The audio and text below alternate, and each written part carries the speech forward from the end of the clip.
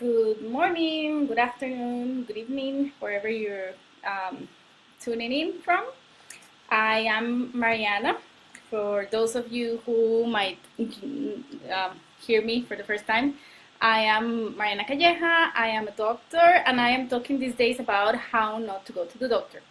So today I'm bringing tip number 2, which I was supposed to bring yesterday, but I couldn't because I had a terrible migraine all day. So my apologies for that. So that's why I couldn't tune in yesterday. So this is it today. Tip number 2: how not to go to the doctor. So tip number 2 is this. I'm showing little post-its for you because it's probably easier to read. So tip number 2 is how health and doctors have become. And this was tip number 1. It's just a reminder for you. I talked about this the other day, 2 days ago. You can go and watch the replay. So this was tip number 1, and it was very important for awareness in the first place, because awareness is the one thing that we need to have for our own bodies, for health, so we can avoid this. How this was about how we need to see health in a positive way instead of a negative way, because we always think of of sickness to go to the doctor and not health in the first place. So it's some little shift that we have to do in our brain, in the way we see health, so we can be in control of the things that we need to control and that we can control, as just regularly before having to go to the doctor, right? So tip number 2, it's right here. Hold on. So today I'm going to talk about this. Your body is capable of astonishing change. And this is going to be very, very important as well. So here it is, so you can read it properly. Just there, my face. So why is this so important, and it's tip number 2 on how not to go to the doctor? Because when we make sure about tip number 1 on awareness, awareness of our own body, the way we work, the things that are not as good for our body, when we know really well how our body works, what we need, how much water we need every day, if lactose is something that makes you, a little bit constipated, or if, I don't know, pepper, it's irritable for you. Just tiny little things like that, they make a difference, and they change the way you can control your own health. And this is a fact. So after you have become aware, you realize, tip number 2, you realize how amazing is the body, to adapt to every single change that we do. It could be for, for better or worse. Ideally, we want to go into a better, health condition. But it applies to anything that you want to do. If people start drinking, the body will adapt to drinking, to very, very, large quantities of drinking, and that happens, and then disease comes, some kind of disease, liver disease. That's just to mention an example. So the same happens when we want to do positive change, when we want to go after health, when we want to start doing exercise and we don't think we're capable of doing that thing we want to do. We start doing it and we realize that we had maybe more strength than we knew, or maybe that we had more flexibility than we knew, or more lung capacity than we knew. So it's just a matter of actually doing things, because the body will adapt. The body is an amazing machine. It's just a natural machine, right? So we really don't know until we try how much good capacity we have when we want to make something change, any kind of change. So this is very important. So here are 2 examples that happened to me exactly yesterday and today, because I'm bringing these examples right here because they are just perfect for this. It happened to me yesterday, example number 1, and today, example number 2. So bear with me. I'm gonna share both with you. Herman says, lost trees, my pants is gonna lost trees. Herman, si lo pones en el comentario en español, porque entiendo como la mitad. No me queda claro. Herman is saying he just posted a comment. I'm not really sure what it means, so I'm asking for him to just post it in Spanish because he's Spanish speaking, so that's good. Okay, so here it is, why, just for you to see how the body is really, really amazing at adapting. Anything that you choose to do, whether it's a good thing or a bad thing, your body will adapt. So we want to choose the proper things if we really want to feel better. So for example, on Wednesday, I went on a day out, and I was under, you know, air conditioned all day, all morning, all day, or afternoon, and even all night. So yesterday, well, it was a great day. It was super exciting because something happened that I was able to do an activity that I dreamed of doing, and I was able to do it. Thanks to a person that helped me, so that was great. If you are watching, thank you for that. I'll share maybe more of this later on another broadcast. But then that was Wednesday. So yesterday, Thursday, I was very tired with a lot of headache, a lot of migraine. I was very, very tired and sleepy all day. I slept almost all day because I was very, very, you know, I felt my head like this, and I haven't had that in such a long time. And I thought, yeah, probably it was just lack of water, because I know that when you are under air conditioning all day, you get really, really dehydrated. Oh, Herman says, la panza se fue. Ah, ok, que bajaste de peso, eso fue, y bajaste entonces medidas, perfecto. Good, so Herman was saying how he reduced weight and, you know, waist number, which is good, so that's really good. Muy bien, Herman, muy bien. So yesterday, at some point, I was feeling a little bit better. I had a little bit of tea and a biscuit and just sugary stuff, and I fell asleep again, like in the middle of the morning, and I felt a little bit better. But then in the afternoon, it came back again, and I was feeling, you know, here, this side was pumping, and suddenly I just felt the need to you know, I had been drinking water all day and tea and lots of fluids, but it wasn't enough. I felt suddenly the need to eat sugar, just sugar, like spoonfuls of sugar, bits by bits.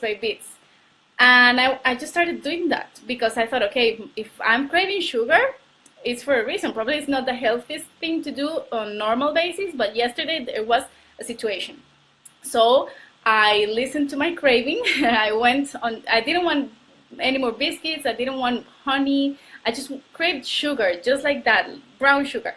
So I started eating, and believe me, 30 minutes later, I started feeling well again. My headache started to, you know, to diminish. I started to feel better. I wasn't as tired like I was all day, and this was like 5 p.m. in the afternoon. And it was just that. There are things and changes that your body tells you that is just as simple as understanding, okay, what am I craving? Why could it be? In the meantime, I will just give it to my body, because your body knows, and it asks for things, and you have to be able to listen. And listening in this case is clearly not an actual voice telling you what to eat, but those cravings, most of the times, they have a reason, okay? So that's example number one. That was yesterday. Today, I woke up feeling, because of that same headache, a lot of sinus, like I didn't have yesterday. Again, this is something I haven't had in years. I used to be a lot of, had a lot of sinus 10, 15 years ago, but then I was able to just clear that from the system, thankfully. And today I woke up feeling very, very congested and with pain here, and the headache was there, but not as much. And the pain here, a lot of, fluids. And I thought I had an early class, my pole dance class, my exercise class. I had it this morning, and I thought I just can't. I feel terrible. I cannot go like this. But then I thought, okay, no, there has to be movement. If we don't move, if we don't get flow of things, this flow of energy, flow of air, flow of muscles, movement, then things will stagnate and they will stay there. So I said to myself, no, Mariana, we have to go to that class, because it was supposed to be on Monday. We didn't. So it was today. So I said, okay. I said to myself, I have to go. So I was feeling like shit, sorry about the word, but I was feeling really bad this morning, really headachy, congested, and all of that. And I said, okay, no, let's go. So I did my best. I went to the class. I wasn't sure if I was going to do as much as I usually do, but it turned out that I felt incredible right afterwards. I felt really good. Just walking there, getting, I had a little yogurt on the way there to put something in my stomach, like light kind of thing in my stomach before exercise, because that's a good thing to do. And it just changed me. I started, stretching at the beginning of the class, then I started doing some things, and, it's a lot of flexibility, a lot of stretching, so I did that, and after 1 hour of class, I was feeling so good. So good, so energized, so clear here in my sinus. It was great. I was feeling great. And right now it's 3 p.m. in the afternoon, and I'm still feeling just great. So that is how much your body is able and amazing at adapting and doing the things that it needs to do. So it's up to us to really pay attention and understand what the body needs, and just doing the things for the body to feel better. But it's up to you to be aware what are usual signs your body gives to you, because it's not the same for me as for you and everybody around you. So, but it's very easy. It's very easy after you realize these things. It might take a while.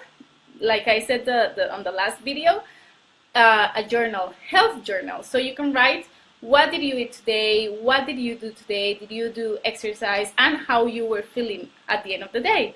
So you were feeling maybe constipated, maybe bloated, or maybe you drank lots of water, and then today you were feeling super good at the end of the day. You were able to sleep properly, no headaches, because it happens that because you're dehydrated, you get headaches, and that's so frequent. Very, very common. I said it last time, and I'm going to repeat it again, because I was asked this question yesterday to my surprise, and I thought, okay, so people...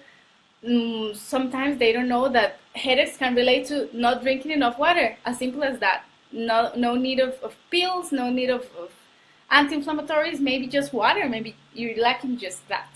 So that happened to me yesterday. It worked. In that case, I also needed sugar, so I took it. Migraine disappeared, but because I started craving sugar. So when it happens to you, it's important that you realize and just pay attention what is your body telling you, craving, or it's just a need. You feel it because that's how the body is. Let's go just back to basics. And as a doctor, sometimes people, you might think it's way too basic, but that's how it is. It's just as basic as that, and as important as that.